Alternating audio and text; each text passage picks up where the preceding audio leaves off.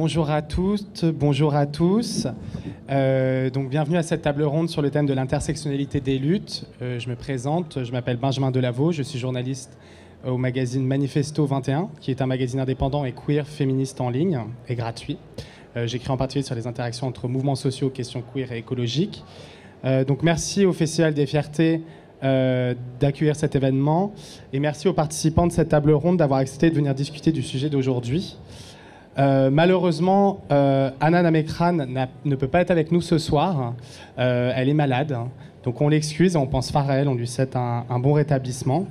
Mais nous sommes très bien entourés puisque nous avons à ma gauche Pierrette Piram, présidente de l'association Divine LGBTQ+, Visibilité et représentativité afro-caribéenne, afrodescendante, LGBTQIA+, Paris, Outre-mer, Afrique.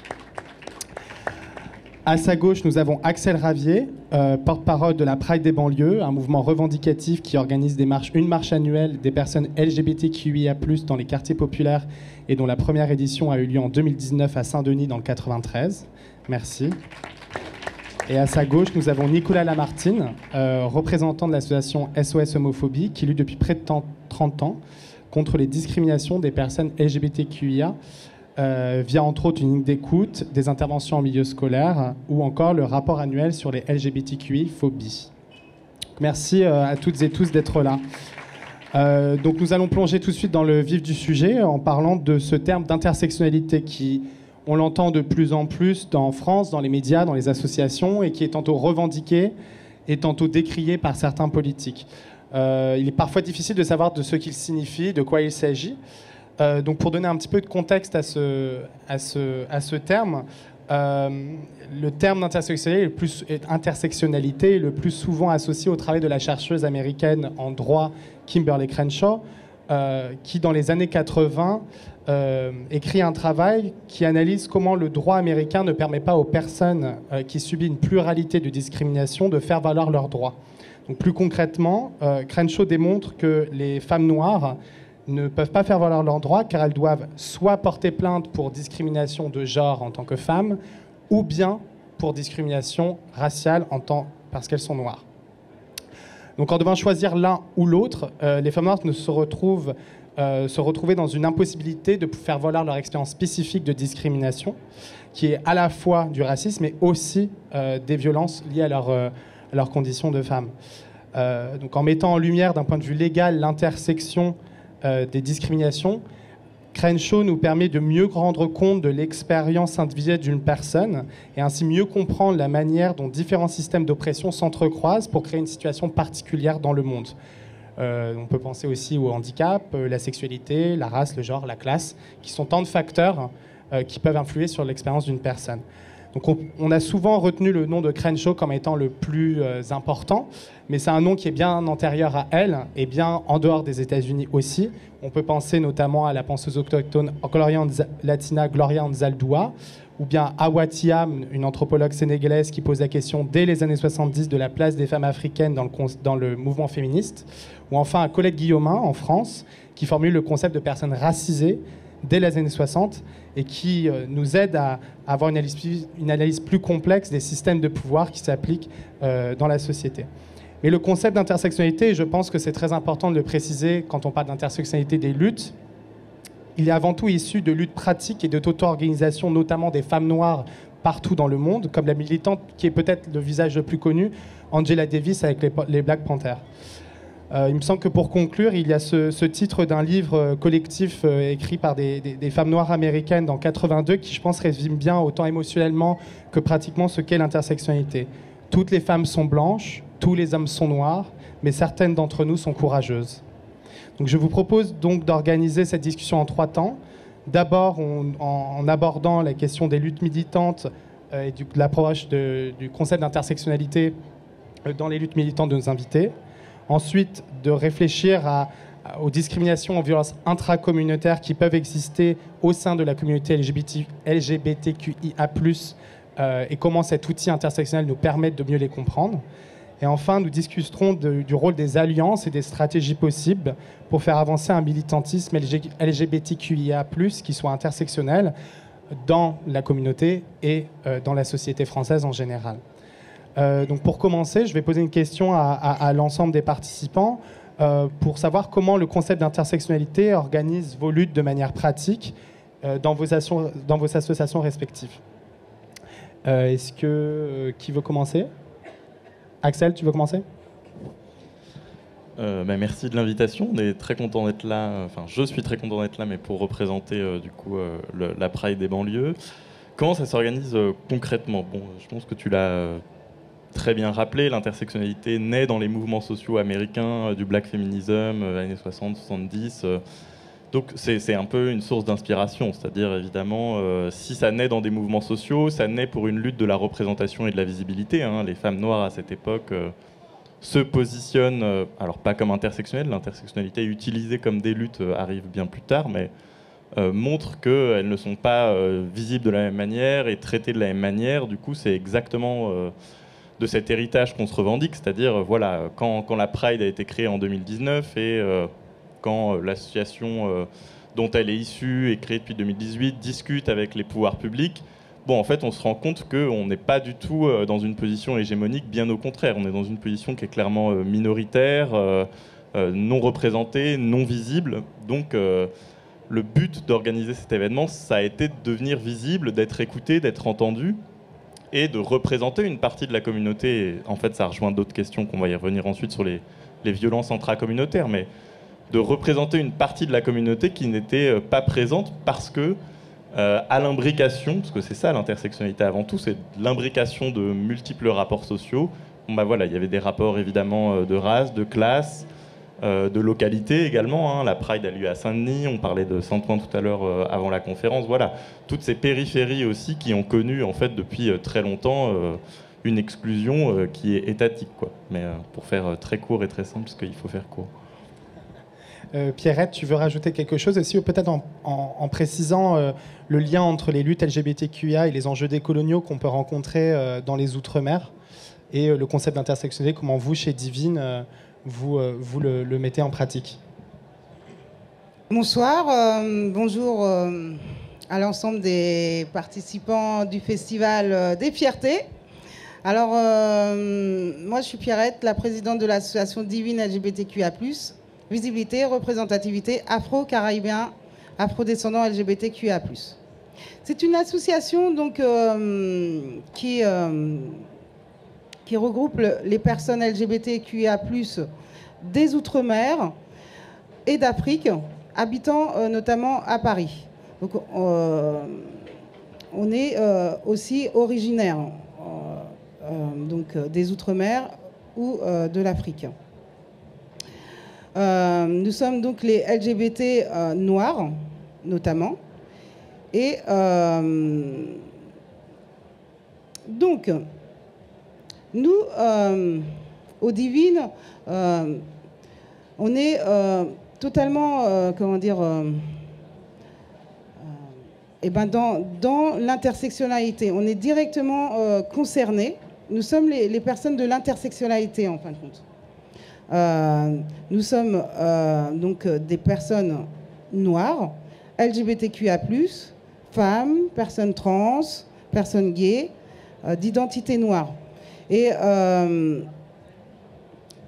l'intersectionnalité démontre que nous sommes... nous subissons et nous sommes sujets à subir des oppressions sociétales, systémiques, de la part des institutions, dues à l'histoire. Nous sommes les descendants des personnes qui ont été esclavagisées, notamment, et colonisées. Donc, à l'heure actuelle, eh bien oui, l'État français... n'est pas, comment dire, encore réellement dans la justice des réparations concrètes jusqu'à présent, car il y a encore du racisme en France. Donc nous sommes une association de lutte contre les LGBT-phobies et contre le racisme. L'un ne va pas sans l'autre chez nous.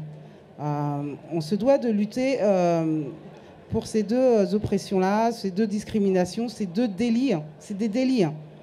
Et donc c'est difficile quand même de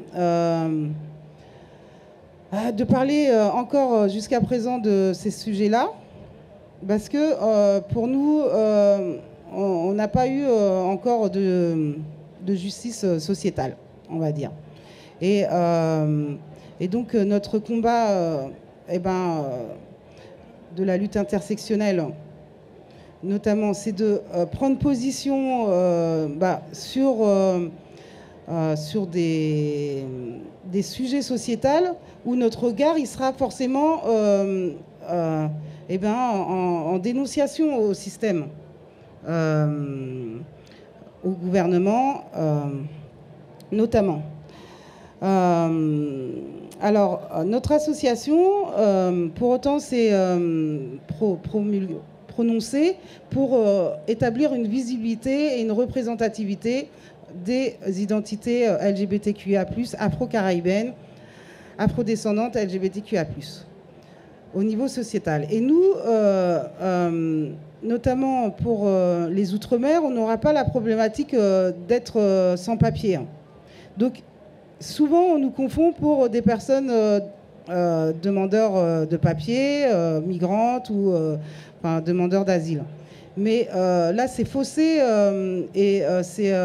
c'est faussé, en tout cas, de ne pas reconnaître notre identité à part entière française, notamment. Et donc, de savoir qu'il y a réellement en France des Français noirs, notamment. Et donc pour nous, quand on nous parle, nous, ce qu'on mobilisera, ce sera réellement un centre LGBT afro-descendant, afro-caribéen. Certes, c'est bien de créer un centre LGBT accueillant des migrants, c'est une chose, mais il faut penser aussi,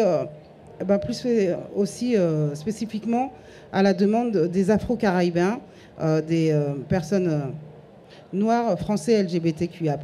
Et donc, il nous faut réellement un centre LGBT afro-caribéen, afro-descendant, aussi à Paris et notamment dans tous les territoires d'outre-mer. C'est réellement un outil de lutte contre les LGBT-phobies. Jusqu'à présent, il n'y a pas de centre LGBT en Guadeloupe, en Martinique, en Guyane, à Mayotte. Il faut penser à tous nos départements et territoires d'outre-mer, et en Nouvelle-Calédonie notamment. Il y en a maintenant à La Réunion, c'est une chose, depuis 1 an ou 2. Mais voilà, les départements d'outre-mer n'est pas composé que d'un seul département. Donc nous attendons ce centre LGBT afro-caribéen dans tous les départements d'outre-mer, mais aussi à Paris. Voilà, notre lutte intersectionnelle, c'est vraiment de prendre en compte toutes les oppressions qui est de fait subsiste encore d'après notre histoire coloniale et plus loin esclavagiste. Merci. Nicolas, donc SOS Homophobie, qui est sûrement l'association la plus connue en France dans les luttes LGBTQ-phobie. Comment vous intégrez ce concept d'intersectionnalité dans votre travail et quel genre de réticence, quel genre de questionnement vous faites face? Alors, bonjour à toutes et à tous. Merci d'être venus nombreux à cette table ronde. Donc SOS Homophobie, effectivement, nous avons un site internet pour celles et ceux qui ne la connaîtraient pas. On a bientôt 30 ans. Mais je ne vais pas passer du temps à décrire ce que nous faisons. Tu as très bien dit que nous sommes nés par une ligne d'écoute et c'est aujourd'hui encore ce qui mobilise pas mal de nos bénévoles ainsi que les interventions en milieu scolaire. Mais on fait aussi beaucoup d'autres choses dans notre activité. On a toujours besoin de plus de bénévoles, donc n'hésitez pas à nous rejoindre. Je referme la parenthèse. Nous, l'intersectionnalité dans l'association, j'ai envie de dire que déjà, nous sommes une association féministe Donc la notion de sexisme qui est exactement le même combat que la lutte contre les LGBTI-phobies, ça fait partie de notre ADN. Nous sommes convaincus que si demain le sexisme tombe, il n'y aura plus de LGBTI-phobie en France ou ailleurs. Ce sont exactement les mêmes ressorts. Donc l'intersectionnalité, c'est aussi ça. C'est les discriminations liées au genre au même niveau que les discriminations liées à l'orientation sexuelle ou amoureuse.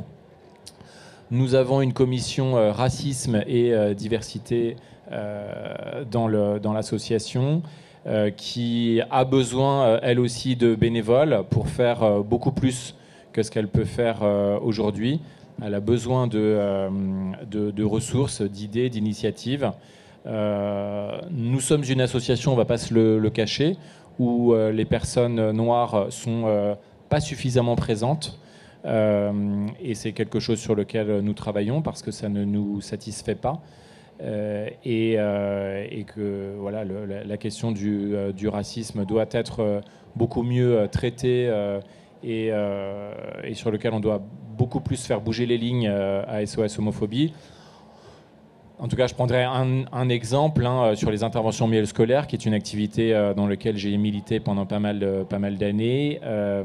Eh bien, nous abordons chez SOS Homophobie, auprès des jeunes de la 4e et de la 1re, lorsqu'on vient à leur rencontre, la notion des LGBTI-phobie, d'abord par l'angle de leur discrimination. Vous qui êtes ici dans la classe avec nous, dites-nous quelles sont les discriminations que vous avez pu subir. Et on part de ça pour ensuite amener le sujet des LGBTI-phobies. Et donc la notion du racisme intervient très très souvent de façon spontanée par les élèves. Et donc voilà, c'est vraiment l'introduction que l'on fait à nos sessions de sensibilisation auprès des jeunes. D'accord, merci.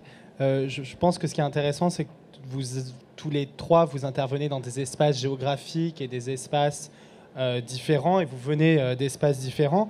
Est-ce que vous pouvez peut-être, notamment Axel et Pierrette, élaborer sur qu'est-ce que ça veut dire de créer un espace revendicatif géographique en dehors, pourquoi notamment aussi à vouloir pris la démarche de créer une Pride des banlieues dans les banlieues à Saint-Denis, alors qu'il y a une marche annuelle organisée par l'inter-LGBT. Et comment cette situation, vos situations géographiques et vos expériences vous obligent et interviennent à la manière dont vous entrecroisez les droits des personnes LGBT dans la question des discriminations des personnes LGBT. Et notamment du racisme et du classisme qui peut exister au sein même de la question de la communauté LGBTQIA+.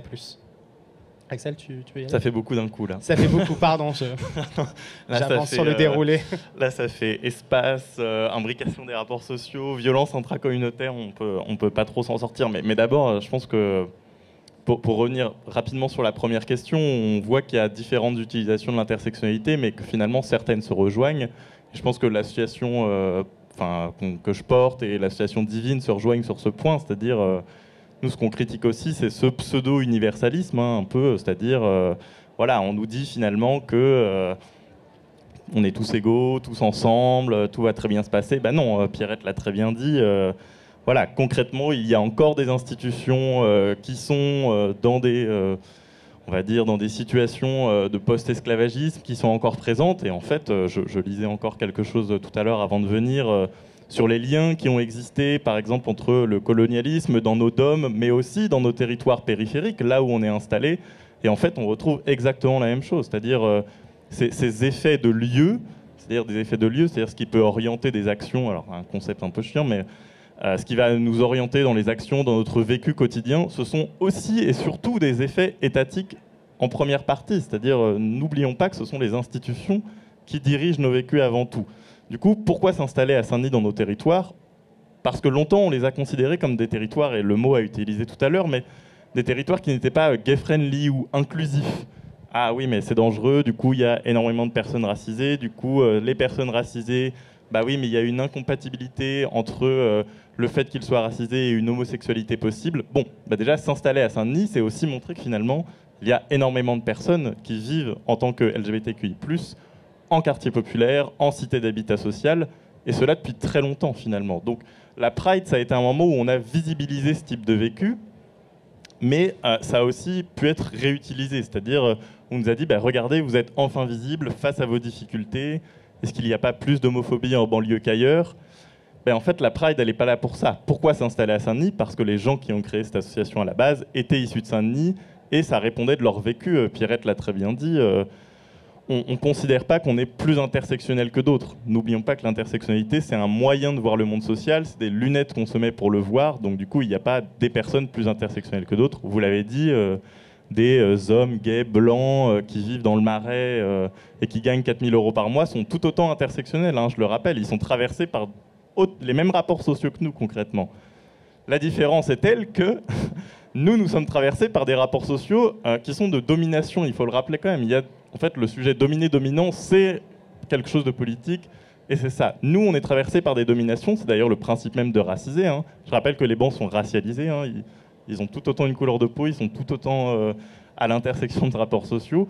Malheureusement, le racisme fait que nous sommes dans une position de dominer. Nous, ce qu'on veut montrer, c'est qu'on ne l'est pas tant que ça. C'est-à-dire, c'est qu'on est présent, c'est qu'on lutte au quotidien, et on lutte dans des territoires qui nous tiennent à cœur, c'est-à-dire là où on vit, en fait, et là où on disait que notre vécu était impossible. Bon, je pense que le succès de la Pride de 2019, qui a quand même ramené plus de 3 000, 4 000 personnes, le succès de la Pride de cette année, en juin, on était à 10 000 personnes, montre qu'on n'est pas les seuls à vouloir vivre au sein de nos territoires de banlieue populaire, en fait, finalement. Il y a énormément de personnes LGBTQI+, en quartier populaire. Ça, c'était une première phase de question, je crois. Mais je vais peut-être laisser Pierrette avant de revenir sur les violences intracommunautaires. Oui, Pierrette, je t'ai vu un peu réagir quand tu as dit une personne blanche du Marais gay est aussi, tout aussi intersectionnelle. Et notamment, je sais que vous avez organisé la Pride radicale qui se revendique clairement anticapitaliste. Donc il y a vraiment une espèce d'essor de multiples Pride en ce moment en France, qui est très intéressant. Peut-être que c'est en lien aussi avec justement cette vision d'intersectionnalité qui est peut-être un peu différente de ce que Axel a dit. Comment tu vois les choses? Tu m'as vu réagir, tu m'as vu hausser les yeux. Bien sûr que pour moi, une personne gay, blanche, de la bourgeoisie, privilégiée, non, n'est pas intersectionnel de fait.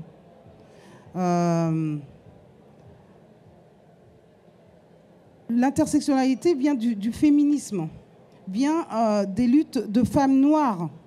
Alors, où tu vois la femme noire dans un homme gay, blanc, là, excuse-moi, je ne vois pas.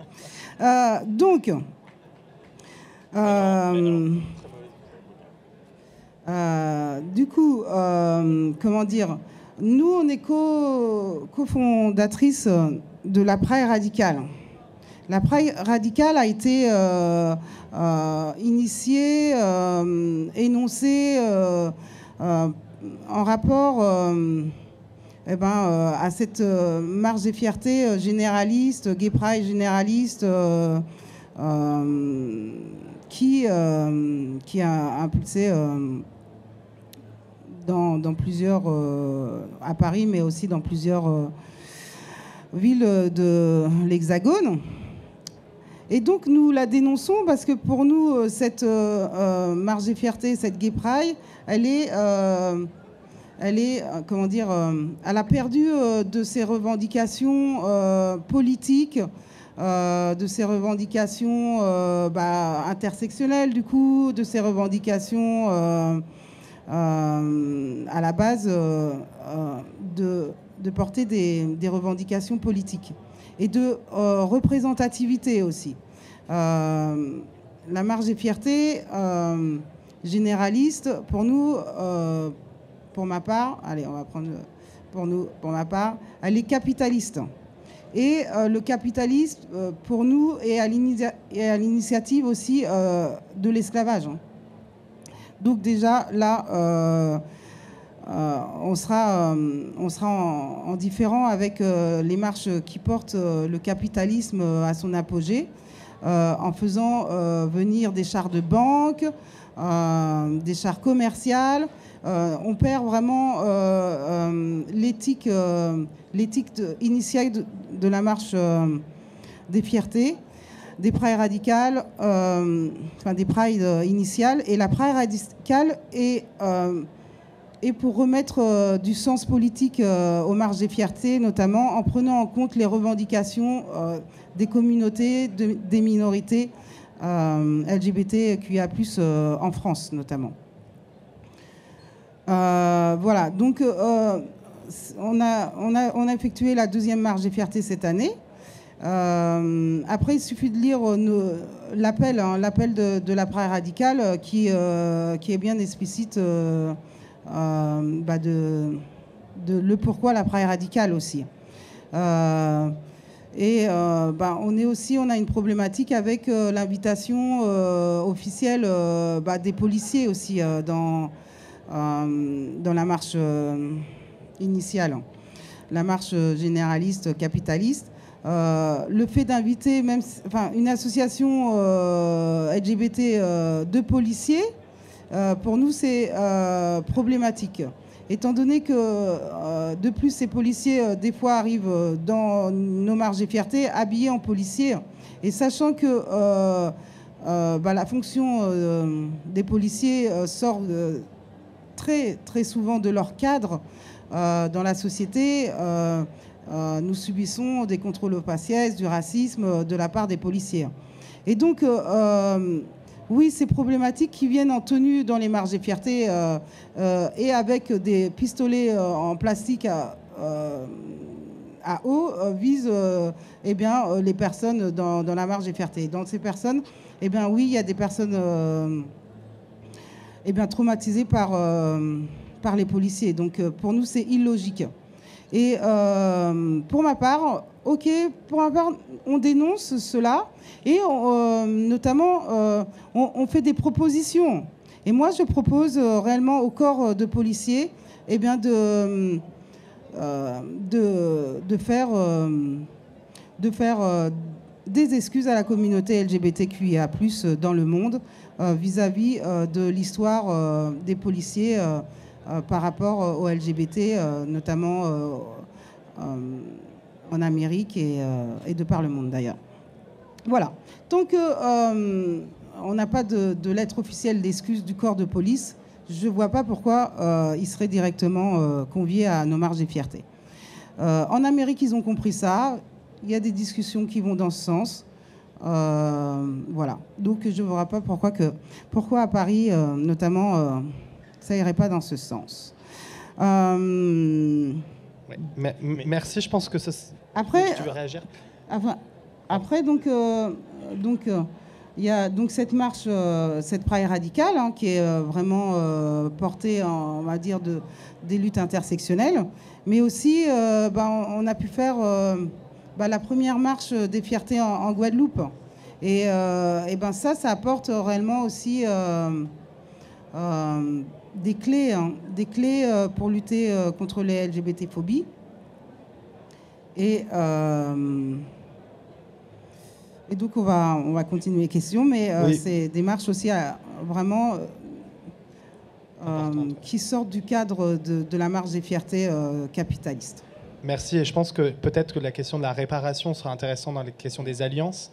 De la dernière partie, tu veux réagir peut-être Exactement, oui. Je pense que c'était un malentendu, mais je pense que pour rejoindre Pierrette, on est totalement d'accord là-dessus. C'est-à-dire, on est intersectionnel parce que soumis à des rapports de précarité, de racisme, de domination, d'exclusion, que ce soit dans les DOM ou dans les banlieues ou les territoires périphériques hors Paris. Et du coup, l'intérêt d'autres marches que celles parisiennes, c'est ça aussi, c'est de dire... l'intersectionnalité, en fait, ne s'arrête pas qu'à l'orientation sexuelle, affirmée ou non. D'ailleurs, à la Pride des banlieues, on lutte aussi pour le fait de dire que le coming out n'est pas quelque chose d'obligatoire. Si je suis présent ce soir, c'est que je peux me permettre d'être visible. La question de la visibilité est très importante aussi. Plein d'autres membres de l'association ne peuvent pas se permettre pour plein de raisons.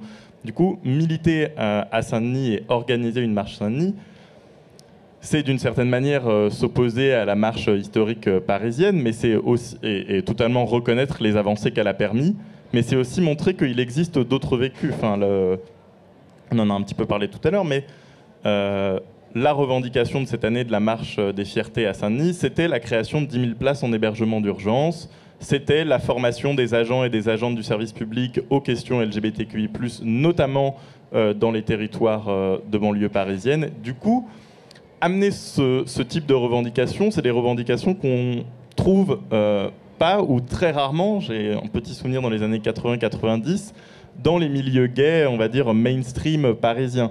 Pourquoi on part de ce principe? À l'association, on part souvent de ce principe, c'est une phrase que je vais traduire en français, mais d'une autrice américaine: si on entre, tout le monde rentre. Bon, bah, concrètement, l'idée de créer ces places en hébergement d'urgence, par exemple, c'était de dire, voilà, en fait, ce qu'on propose, c'est un réel universalisme. Proposer la formation des agents et des agentes du service public aux questions LGBTQIA+, de façon intersectionnelle, c'est un universalisme. Pourquoi? Parce que ça répond à des besoins, c'est-à-dire dans l'association ou ailleurs, on essaye de sonder nos populations aussi pour adapter nos revendications. Bon bah voilà, si vous allez dans un service public en Seine-Saint-Denis avec 10 heures d'attente à l'hôpital à Bobigny, que vous êtes une personne trans racisée et que vous arrivez, bon, comment vous allez être reçu en fait? Quelle est votre place? Du coup, partir de cette perspective intersectionnelle, c'est montrer que des vécus existent et qu'il faut savoir les accueillir. Du coup, militer au sein de nos territoires, c'est montrer, en opposition avec Paris, je vous regarde, mais parce que du coup, SOS Homophobie a longtemps été inscrit à Paris, même s'il y avait un gros banlieue dans les années 2005-2006, à mon souvenir. Voilà, c'est aussi montrer, il faut un peu ouvrir sa vision, en fait. C'est aussi ça, l'intersectionnalité. Avant tout, c'est montrer qu'il n'y a pas normalement que class first, c'est-à-dire que en sciences sociales, l'aspect classe sociale, c'est montrer qu'il y a aussi la race ou autre. Bon, dans nos mouvements gays, c'est montrer que finalement, il n'y a pas que l'orientation sexuelle. Une identité d'une personne est multiple et elle est là. Et c'est pas une question d'addition, c'est une question d'imbrication. Et ça, c'est bien important à saisir. Oui, et d'ailleurs, Nicolas, je pense que c'est une très bonne transition pour aller vers le rapport annuel que vous faites et la manière dont aussi la réalité souvent de ces expériences minoritaires sont parfois invisibilisées par le manque de données. Donc il y a aussi ce tabou autour de ce qu'on appelle les statistiques ethniques. Pour savoir, aux États-Unis, on peut cocher des cases. Donc vous, comment dans votre rapport vous rendez compte ou non de cette imbrication des identités, et aussi peut-être donner aussi quelques chiffres un peu sur l'état des discriminations, les LGBTQ-phobies en France, qu'on ait un peu quelques chiffres pour nous indiquer un peu l'état des lieux. Alors je vais te répondre sur la commission banlieue qui n'existe plus aujourd'hui. Aujourd'hui, on est une association qui intervient dans les collèges et lycées, j'ai déjà évoqué. Je prends simplement l'exemple de l'Île-de-France que je connais mieux. C'est essentiellement en dehors du périphérique que nous intervenons. Pour des raisons que j'ignore, les collèges et les lycées parisiens intramuros font très très peu appel à nous, comme s'il n'y avait pas de LGBTI-phobie dans cette ville. Et 60% de nos bénévoles au global interviennent dans les régions, dans l'une de nos 17 délégations. Pour te répondre, nous n'avons évidemment aucune statistique ethnique dans notre rapport annuel. En revanche, nous avons bien sûr énormément de témoignages de personnes victimes de racisme et de LGBTI-phobie sur notre ligne d'écoute. J'ai pas forcément quelques chiffres, mais je trouve que derrière les chiffres, c'est souvent anonymiser des vrais êtres humains qui subissent des discriminations tout à fait concrètes. J'en lis une dans notre dernier rapport, la personne de Saïd, qui a connu un accident de la vie et qui est en attente d'un logement social depuis 16 ans. Il souffre du syndrome d'Asperger et d'épilepsie, isolé, sans soutien réel de la part de son assistante sociale et ayant l'impression d'être discriminé par le SAMU social. Saïd vit dans la précarité d'un hôtel parisien insalubre dans lequel il subit des violences sexuelles de la part du gérant. Voilà un exemple très très concret de problématiques intersectionnelles que nous avons à gérer. Il y a une double page entière hein, de discrimination de ce type. J'en lis juste une autre. Willy, serveur intérimaire dans un hôtel luxueux du sud de la France. Lorsqu'il décide de faire son coming out, 3 de ses collègues, dont son supérieur hiérarchique, commencent à se moquer de son orientation sexuelle. Rejeté, il devient également rapidement la cible de propos antisémites. Voilà, un deuxième exemple de la façon dont on peut traiter la question au sein de l'association. Pour rappel, nous avons également une commission soutien juridique qui vient en accompagnement pour les personnes qui en ressentent le besoin sur des problématiques intersectionnelles sur lesquelles parfois nous portons également partie civile. Et je rappelle juste rapidement que les statistiques ethniques sont autorisées hein, légalement. On a souvent l'impression qu'elles n'existent pas, les statistiques. Elles sont détournées parce qu'on a l'impression que les statistiques ethniques, c'est dire que les gens, comme aux États-Unis, vont cocher, mais en s'intéressant aux parents, à l'origine des parents, et surtout en questionnant les individus sur pour quelles raisons ils pensent avoir été discriminés. On leur pose la question, est-ce que c'est en fonction de votre couleur de peau, de votre localité? Donc elles sont détournées, mais autorisées. La statistique publique en produit. Donc, je pense que c'est important de le préciser, parce qu'on a toujours l'impression que ça n'existe pas. Ça existe. Merci de me corriger et préciser ça. Donc c'est vrai que bon, l'intersectionnalité que vous pratiquez dans vos associations, on l'a bien vu à bien plus que simplement la question LGBTQIA+. Il y a aussi la question coloniale, la question antiraciste, la question des droits sociaux. Et forcément, dans chaque lutte politique, et je pense que l'histoire des luttes LGBT l'a montré, il y a souvent des enjeux d'alliance. Avec qui s'allier, à qui parler, est-ce que toute alliance est bonne? Et au vu de la pluralité, et comment instaurer un rapport de force, et au vu de la pluralité des fronts sur lesquels vous engagez respectivement, on peut se poser la question de savoir qui sont les bons interlocuteurs et les interlocutrices. Donc je pense que je vais commencer peut-être par toi, Axel, sur un des slogans que vous aviez appelé lors de la dernière marche autour du logement. Vous aviez cette phrase: personne ne se battra pour nous si ce n'est pas nous. Si nous, LGBTQIA+, des quartiers populaires, ne menons pas le combat par nous-mêmes, si nos alliés ne nous soutiennent pas. Donc quel est le rôle des alliés dans votre marche et votre association ? Et comment faire aussi pour que ce collectif tienne avec des personnes très différentes et des expériences très différentes? Il faut m'arrêter parce que je suis très bavard. Hein. Ce qui dit quelque chose de très genré peut-être pour le coup, mais... Oui. Ben, les alliés, on les choisit. En effet, Divine en fait partie. À la Pride des banlieues, on a un comité d'associations qui nous suivent et qui nous aident à organiser la marche depuis maintenant plusieurs années. Du coup, elles sont une vingtaine qui viennent à chaque fois faire des réunions. Du coup, on a évidemment les conseils d'acteurs et d'actrices qui sont beaucoup plus installés que nous et qui nous orientent. Donc, on peut dire d'une certaine façon que ce sont des alliés. Ils sont présents et ils nous aident à construire ce mouvement. Ensuite, quand on fait appel à nos alliés, c'est aussi à toutes les personnes qui sont également victimes de racisme, également victimes de LGBTQI+ phobie, qui vivent également les quartiers populaires. C'est plutôt un appel général qui sort du monde associatif, qui est plutôt un appel un truc très classique qu'on a déjà entendu, mais rejoignez-nous concrètement. C'est pour ça qu'on appelle très souvent à faire des dons sur le site de la Pride des banlieues. Voilà, on est... militer, ça demande des ressources sociales et nous sommes des personnes précaires. Du coup, évidemment, l'économique, pour le coup, reprend clairement sa place. Donc, l'appel des alliés, il est aussi là. Ceux qui peuvent nous aider, concrètement, venez nous aider. C'est un peu très simple. Mais les alliés et les interlocuteurs auxquels on s'adresse, ce sont aussi maintenant les municipalités. C'est-à-dire qu'en 2018-2019, très bizarrement, on n'était pas écoutés.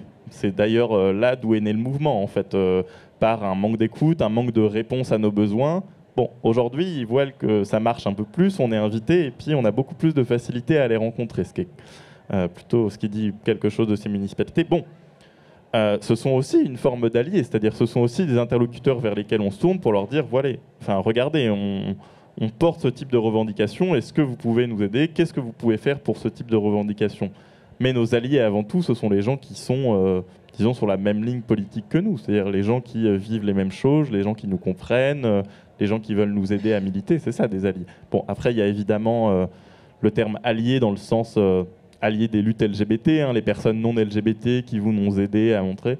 Bon, ça, j'en parlerai pas parce que sinon je vais être trop long, mais ça a fait aussi partie. Ouais. Merci. Je vais poser la dernière question à Pierrette. Désolé Nicolas. Je pense que tu as pointé aussi la question de la réparation des relations néocoloniales entre la métropole et les Outre-mer. Et notamment, on l'a vu, une grande méfiance parfois des personnes dans les Outre-mer envers l'État. Et donc comment vous envisagez, vous, chez Divine, la libération LGBTQIA+, et les stratégies d'alliance que vous pouvez mettre en place, voilà, vers qui vous tournez-vous, puisque voilà, tu as aussi revendiqué et exprimé des doutes quant au rapport aux policiers, etc. Donc comment vous imaginez vos stratégies d'alliance chez Divine? Eh bien, au Divine, nous adressons aussi bien donc, à notre communauté afrodescendante, afro-caribéenne, noire dans la société, et aussi eh bien, à la société occidentale blanche, notamment. Donc, on a des correspondances avec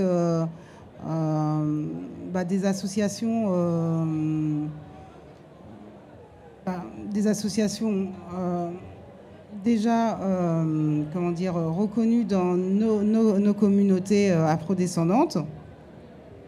Et on a aussi des alliances avec des associations, en tous les cas de la communauté occidentale, mais d'initiatives en fin de compte de lutte antiraciste, intersectionnelle. Voilà, on ne fera pas d'alliance avec des associations, on va dire des associations racistes, fascistes, ça c'est certain. Et donc, par rapport, comme nous, on est une association militante de terrain, de mobilisation dans les manifestations, de lutte sociétale notamment, contre les LGBT-phobies et contre le racisme. On dénonce, comme je l'ai dit, on dénonce la société, on dénonce le système. Donc, pour nous, ça nous semble problématique d'aller faire des comment dire, des projets, avec des institutions. Ça nous laisse un peu délicat parce qu'on dénonce ces institutions. Après, comment dire, maintenant en plus, on va dire, maintenant. En plus, il y a des lois qui nous sont défavorables, c'est-à-dire la loi séparatisme. Pour nous, elle nous est quand même défavorable. Parce que dans cette loi est bien précisé que les organisations qu'ils appellent dites communautaires, délongations à non-mixité, non-mixité d'événements, nous permet pas réellement, met un frein à nos organisations des minorités. Le fait de faire des événements en non-mixité de genre, ça pose problématique par rapport donc à la société. Et donc, par rapport à cette loi séparatiste, les associations ou les collectifs même peuvent être dissous et donc dissous aussi par rapport donc à cette loi au gouvernement. Donc, si on propose un projet à une institution, nous, on ne mâchera pas nos mots, hein. On dira réellement les choses telles qu'il en est. Et donc, bien sûr que l'institution mettra un frein à notre projet et ne dira pas directement oui pour une subvention éventuelle. Donc, pour l'instant, de toute façon, on n'a pas demandé de subvention. C'est pas notre Notre objectif pour l'instant, l'association Divine n'est pas subventionnée par les institutions, mais juste par des bénévoles, par nous-mêmes. Voilà. Donc c'est pour dire que après on peut intervenir à des événements organisés par des mairies. Voilà, on se dit des mairies qui veulent s'éveiller et être de la lutte contre les LGBT-phobies, contre le racisme. Voilà. Donc on peut intervenir à ces événements-là. Et c'est avec grand plaisir pour que tout à chacun s'éveille pour une société inclusive. Merci, je pense qu'on va arrêter sur ces beaux mots. Merci à tous et toutes d'avoir participé. Merci au Festival des Fiertés du 12e, 13e et 14e arrondissement. Merci à l'équipe de Manifesto 21, Sarah, Coco et Apolline qui m'ont accompagné dans l'organisation de cette conférence. Merci à Ground Control et aussi aux équipes de Ground Control, notamment les agents de sécurité, le personnel d'entretien, les techniciens qui sont souvent invisibilisés mais qui font le travail et qui nous permettent de célébrer nos fiertés dans un endroit vivant, propre et sûr. Donc ensuite, il y a des prises de parole des élus et des membres des mairies du 12e, 13e, 14e arrondissement. Et de 20h30 à 21h30, il y a un spectacle de danse de Walking the Soul Train avec Magic Queen, Astounet, Bin, Tin et Ajanida Punk. Et ensuite, il y a des DJ sets. Donc bonne soirée et bonne fierté à tous et toutes.